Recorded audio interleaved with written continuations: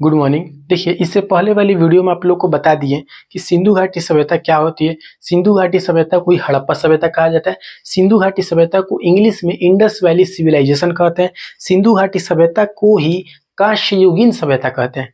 Clear है? पहला जो वीडियो है हमारा है वो पूरा फुल बेसिक है, जो पहली बार पढ़ रहा है उसको भी समझ में आ जाएगा। दूसरा जो वीडियो है वो थोड़ा सा लेवल अप किए हैं, जैसे उसमें हम आप लोगों को बताएं कि सिंधु सभ्यता कालीन का आर्थिक जीवन कैसा था। तो सिंधु सभ्यता कालीन का आर्थिक जीवन बहुआयामी आर्थिक गतिविधियों से युक्त था, यानी कि जो इनका व्यवहारिक जीवन था वो कैसा था। ये पशुपालन करते थे, कृषि करते थे, साथ ही साथ ये क्या करते थे, व्यापार वाणिज्य भी करते थे। ठीक है। अब अगर हम बात करें कृषि में हमें देखने को मिला है कि ये जो कृषि करते थे, जो खेती करते थे, ये एक ही खेत में दो तरह के फसल उगाते थे, जैसे चना हो गया, सरसों हो गया। इसी को हम लोग क्रिस क्रॉस पद्धति के नाम से, यानी कि क्रिस क्रॉस पैटर्न कहते हैं। ठीक है। पशुपालन में अगर थोड़ा सा हम रिकैप लें तो पशुपालन में हम आप लोगों को बताए हैं कि ये पशुओं से दूध व पशुओं का मांस प्राप्त करते थे। उसके बाद उनके चमड़े व ऊनी वस्त्र, ऊन की मदद से ऊनी वस्त्र बनाते थे, यानी कि ठंड से बचने के लिए ऊनी वस्त्र का निर्माण करते थे। साथ ही साथ ये क्या करते थे, चर्बियों से दीपक भी जलाते थे। उसके बाद पालतू पशु में बताया है शिकारी पशु कौन कौन से थे, भारवाहक पशु कौन से थे, धार्मिक महत्व के पशु कौन कौन से थे। उसके बाद आपको व्यापार में बताएं कि कोलार, नीलम, फिर उसके बाद सोना, चांदी, तांबा, ये सारे चीजें जो है वो कहाँ से आयात करते थे। आयात के प्रमाण भी मिले, हर चीज आपको प्रमाण के साथ बता दिया गया सेकेंड वीडियो में। ये थर्ड वीडियो में हम लोग क्या समझेंगे, इस चीज को देखिए। थर्ड वीडियो में हम लोग समझेंगे मन का निर्माण, यानी कि ये मनके का निर्माण करते थे। कौन कौन से धातु से, सोना हो गया, चांदी हो गया, तांबा हो गया, कांसा हो गया, पत्थर से। प्रमाण इसके मिले हैं, कहाँ कहाँ प्रमाण मिले, चंद हुदड़ों में मिले हैं और लोथल मिले हैं। हम आप लोगों को इसकी अगली जो लास्ट वीडियो हो गई, नहीं लास्ट नहीं, 5 वीडियो इसमें टोटल चलेगी। ये थर्ड है, फोर्थ में आपको टोटल नगर बताएंगे, फिफ्थ वीडियो में आपको पूरा एक चैट देंगे जिसमें हम लोग सारा जो वन लाइनर क्वेश्चन आता है उसको समझेंगे। अब देखिए, ये चीज हो गया। अब अगर हम बात करते हैं शिल्प व्यवसाय, शिल्प व्यवसाय क्या था, देखिए ये जो शिल्प व्यवसाय था, शिल्प व्यवसाय कहते किसे हैं, तो इस चीज को पहले समझिए। जैसे किसी भी चीज को हाथ से आकार दे देना और वो आकर्षक दिखे, उसी को कहते हैं शिल्प। जैसे जो शिल्प आकार देता है उसको शिल्पकार कहते हैं। शिल्प व्यवसाय जो होती थी सिंधु घाटी सभ्यता में, वो किस धातु मूर्तियों का निर्माण करते थे, कौन कौन सी विधि से करते थे, मधुचिष्ट विधि। इसी को हम लोग लुप्त मोम प्रक्रिया या फिर लुप्त मोम विधि भी बोलते हैं। ये जो दो चीज लिखे ये दोनों एक ही चीज है। इसको हम लोग मधुचिष्ट भी कह सकते हैं, इसी को हम लोग लुप्त मोम प्रक्रिया भी कह सकते हैं। अब ध्यान से समझिएगा, ये था क्या लुप्त मोम प्रक्रिया, इस चीज को समझिए। देखिए, अगर हम बात करें मोम का मतलब क्या होता है, मोम जैसे मोम को अगर कोई गर्म चीज उस पर डालेंगे तो क्या होगा, पिघल जाएगा। उसी से समझिए, मान लीजिए मोम का इन्होंने एक मूर्ति बना दिया। मोम का इन्होंने क्या किया, एक मूर्ति बनाया।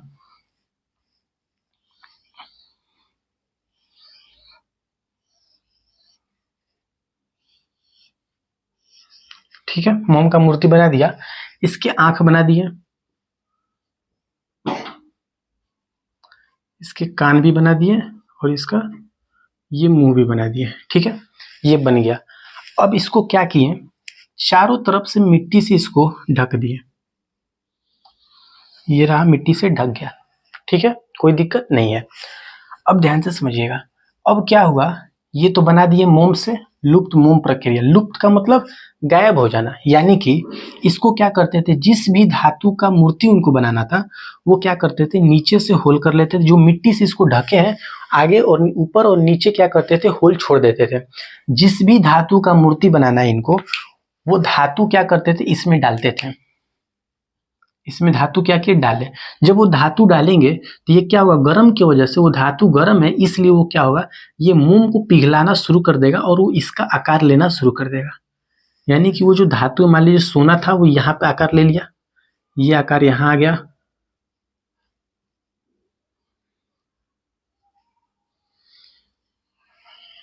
ये आकार यहाँ पर ले लिया,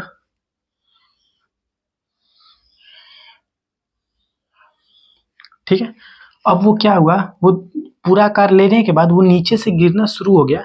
यहाँ पे क्या करते थे, इसको बंद कर देते थे, ये बंद हो गया। अब क्या किए, जब ये बंद कर दिए कुछ दिनों के लिए इसको छोड़ दिए, ऐसे छोड़ दिए। जब ये सूख गया, बाहर से मिट्टी को क्या किए, हटा दिए। जब यहाँ से बाहर से मिट्टी को हटाएंगे, मोम तो गायब हो गया पहले ही। अब जिस धातु का बनाना था वो धातु का मूर्ति बन गया। बात समझ में आ रहा है। ये था लुप्त मोम प्रक्रिया या फिर लुप्त मोम विधि। इसी को हम लोग मधुचिष्ट विधि बोलते हैं।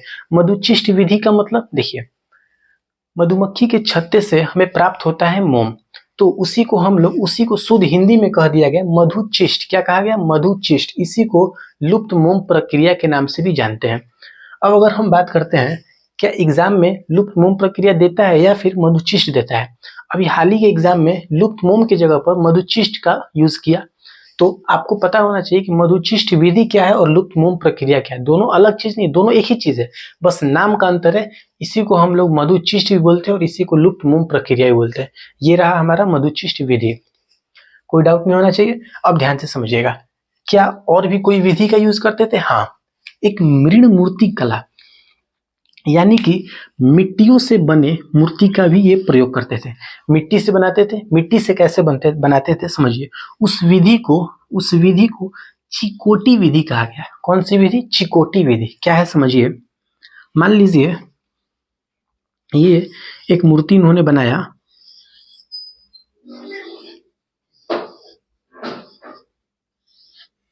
ये मूर्ति बना दी इन्होंने। अब ये क्या किए, चिकोटी का मतलब क्या होता है? चिकोटी, चोटी काटना, ऐसे समझिए। इसका मतलब चूटी काटना नहीं होगा, लेकिन ऐसे समझिए चूटी काटना। जैसे ये मिट्टियों को क्या करते थे, शेप देते थे। जैसे मान लीजिए आंख बनाना है तो ये क्या करते थे, ऐसे करते थे, ठीक है।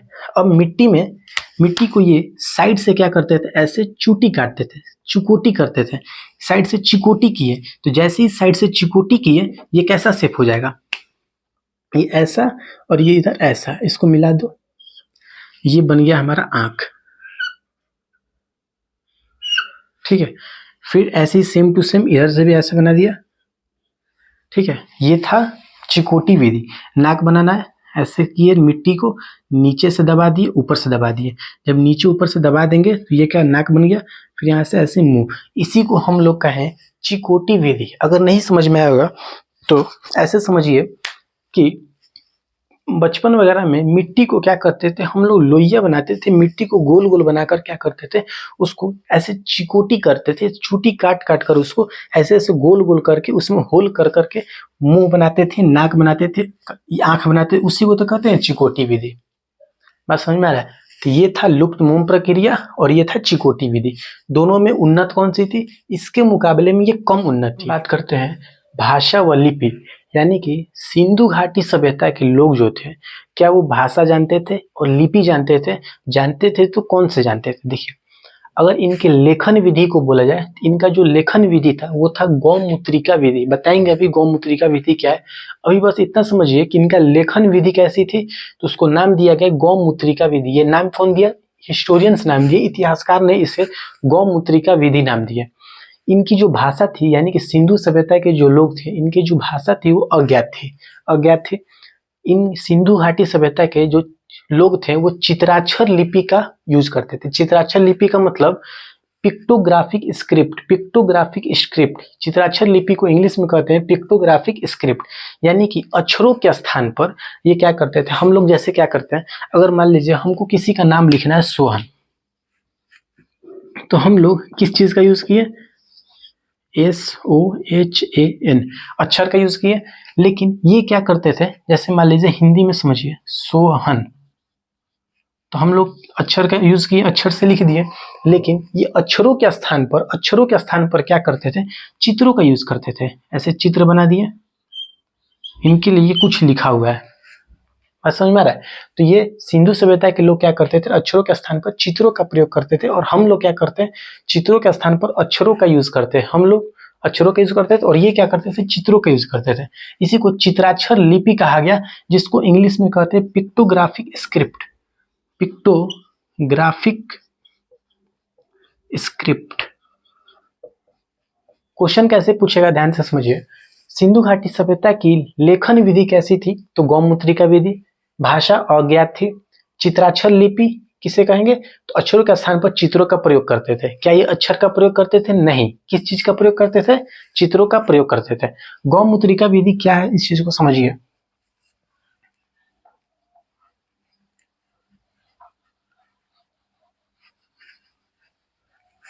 जैसे हम लोग क्या करते हैं, मान लीजिए हमको एक पेज मिल गया। इस पेज पर हम लोग क्या करेंगे, या तो इधर से शुरू किए लिखना, इधर खत्म कर दिए। हिंदी लिखे, इंग्लिश लिखी इधर से, इधर खत्म कर दिए। उर्दू लिखना है, इधर से लिखिए उर्दू, यहाँ पर खत्म हो गया। नेक्स्ट लाइन से फिर ऐसे उर्दू शुरू होगा, यहाँ पे खत्म हो गया। अरबी बोले, इधर से शुरू हुआ, यहाँ पे खत्म हो गया। लेकिन सिंधु घाटी सभ्यता के जो लोग थे, जो चित्राक्षर का यूज करते थे, वो क्या करते थे, वो इधर से लिखना शुरू किए तो ऐसे इनका चलता था। अब यहाँ पे रुक नहीं रहे, यहाँ से ऐसे ऐसे ये लिखना शुरू किए और यहाँ पर आकर ऐसे खत्म हो गया।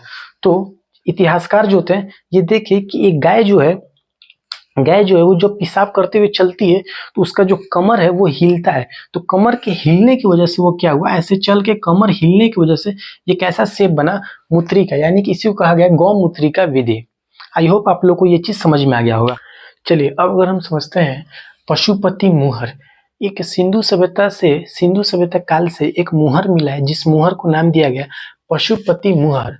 इसको जॉन मार्शल ने आदि शिव कहा है। क्वेश्चन पूछता है कि आदि शिव नाम किसने दिया पशुपति मुहर को, जो उसमें आकृति बनी है, उस आकृति को आदि शिव किसने कहा, तो John Marshall. Most important question है, पशुपति मुहर में जो आकृति बनी है आदि शिव, उसे किसने कहा, तो जॉन मार्शल कहा।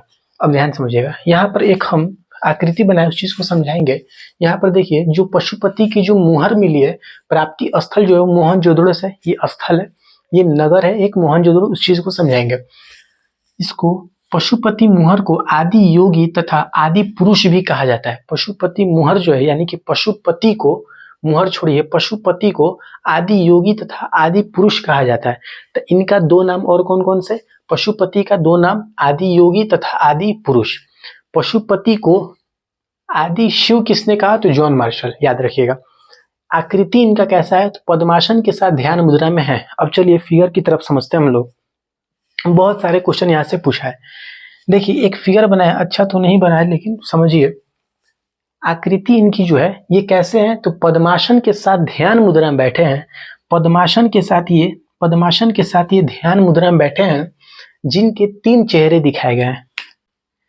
ये एक चेहरा, दो चेहरा, तीन चेहरा, ठीक है। जिनके तीन चेहरे दिखाए गए हैं, सिर पर तीन सिंगों वाला मुकुट है। सिर पर जो है तीन सिंगों वाला क्या है, मुकुट है। ये रहा दो और ये रहा एक, तीन। सिर पर तीन सिंगों वाला मुकुट है। दाहिनी तरफ गेंडा तथा भैंसा है। इनके दाहिनी तरफ अगर हम देखेंगे तो गेंडा और नीचे कौन है, भैंसा। उसके बाद बाईं तरफ देखेंगे तो ऊपर में हाथी और नीचे बाघ बना है। आसन के नीचे हिरणों का एक जोड़ा है। आसन के नीचे हिरणों का एक जोड़ा है। यहाँ से भी क्वेश्चन पूछा है कि पशुपति की जो मुहर मिली है उसमें जो आकृति है उसके दाहिनी ओर कौन है, तो याद रखिएगा उसके दाहिनी ओर गेंडा तथा भैंसा है। उसके बाईं ओर कौन है, तो हाथी तथा बाघ, ठीक है। गेंडा भैंसा किस ओर है, तो दाहिनी ओर, और बाईं ओर कौन है, तो हाथी और बाघ। अब अगर हम बात करें आसन के नीचे क्या मिला है, तो दो हिरणों का समूह। यहाँ से क्वेश्चन पूछा है। फिर उसके बाद प्राप्ति स्थल भी पूछा है, कहाँ से, तो मोहनजोदड़ो से मिला है। आई होप आप लोगों को ये पशुपति मुहर समझ में आ गया होगा। ये एक मुहर पर आकृति है। जैसे मान लीजिए ऐसे मुहर होगा, इसको चरखुट्टा भी कर सकते हैं या फिर ऐसा मुहर। तो ये एक समूचा मुहर है, इस पर ऐसा आकृति बना है। इसी आकृति को पशुपति मुहर नाम दिया गया, ठीक है। ये इनका आकृति है। एक बार अगर फिर से समझने की कोशिश करें तो इनका जो आकृति है वो किस आसन में बैठे, तो पद्मासन में बैठे। पद्मासन के साथ ध्यान मुद्रा में बैठे, जिनके तीन चेहरे दिखाए गए, पहला, दूसरा, तीसरा। इनके तीन सिंह दिखाए गए हैं। तीन सिंगों वाला मुकुट है। ये तीन सिंगों वाला मुकुट है और इनके नीचे में हिरणों का जोड़ा है इस साइड, यानी कि दाहिनी ओर गेंडा और भैंसा है, बाईं ओर हाथी और बाघ बना है। आसन के नीचे हिरणों का समूह है या फिर जोड़ा है। ठीक है, चलिए अब अगली टॉपिक की तरफ बढ़ते हैं। देखिए, अब अगर हम बात करें स्वधान की, तो 3 प्रकार की सिंधु घाटी सभ्यता में तीनों प्रकार की स्वधान देखने को मिलते हैं। पहला दाह संस्कार, पूर्ण संस्कार और अपूर्ण संस्कार। दाह संस्कार क्या होता है, पूर्ण संस्कार क्या होता है और अपूर्ण संस्कार क्या होता है, तीनों समझाएंगे। सबसे पहले समझिए दाह संस्कार। हिंदू जो है वो अपने मृत साथियों को दाह संस्कार करते हैं, यानी कि हिंदू जो है वो दाह संस्कार करते हैं। दाह संस्कार क्या होता है, मानव का जो शरीर है वो 5 प्रकार के तत्वों से मिलकर बना है। पहला आकाश, धरती, जल, वायु और अग्नि। ठीक है, तो वो क्या करते हैं, जब मृत साथियों को वो आग के हवाले करते हैं, यानी कि जब उसको जलाते हैं तो अग्नि को अंश चला जाता है। उसके बाद जो राख है वो धरती में मिल जाती है। उसके बाद जो धुआं है वो वायु में चला जाता है, और जो राख को पानी में मिलाते हैं तो वो पानी में मिल जाता है। उसके बाद आत्मा जो वो ऊपर चली जाती है। लेकिन इस्लाम धर्म और अगर हम बात करें क्रिश्चियन धर्म की, तो ये क्या करते हैं, ये दाह संस्कार नहीं करते हैं, ये पूर्ण स्वधान करते हैं। पूर्ण स्वधान का मतलब ये अपने मृत साथियों को दफनाते हैं। ठीक है, लेकिन इन सब से अलग सोचता है कौन, पारसी समाज, जो अपूर्ण संस्कार करता है। अपूर्ण संस्कार क्या होता है समझिए। पारसी धर्म का मानना यह है कि मानव का जो शरीर है वो 5 प्रकार के तत्वों से मिलकर बना है, इसलिए इसको पंच तत्व कहा गया। ठीक है, अमृत तत्व है, 5 तत्व कैसे तत्व हैं, अमृत तत्व हैं। इसलिए वो क्या करते हैं, अपने मृत साथियों को क्या करते हैं, किसी जंगल में, दूर जंगल में ले जाते हैं और उसको किसी पेड़ में बांध देते हैं, और जीव जंतु आते हैं उसको नोच नोच कर खा लेते हैं, और बचे हुए जो अवशेष होते हैं उसको क्या करते हैं, वो जाकर